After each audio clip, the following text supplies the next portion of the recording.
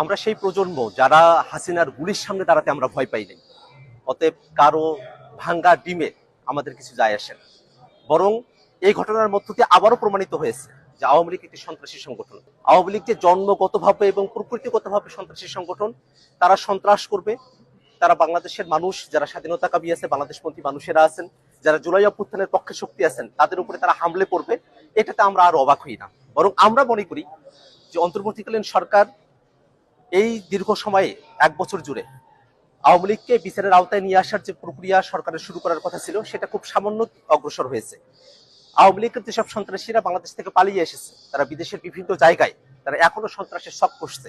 আমরা অন্তর্বর্তীকালীন সরকারের কাছে আহ্বান রাখবো, যারা দেশে এবং দেশের বাইরে আওয়ামী লীগ এবং তাদের দোসররা সন্ত্রাসের শখ করছে, তাদেরকে অতি দ্রুত বাংলাদেশে ফিরিয়ে নিয়ে গিয়ে তাদেরকে বিচারের আওতায় নিয়ে আসা হবে। এবং আমরা একটা কথা বারবার স্পষ্ট করে বলি, আজকে আমরা যখন নিউ ইয়র্কে এয়ারপোর্টে আমরা নেমেছি, আমরা দেখেছি আওয়ামী লীগের সন্ত্রাসীরা তারা যখন হুঙ্কার দিয়ে আসছিল, তারা যখন নানা অশ্রাব্য গালিগালাজ করছিল।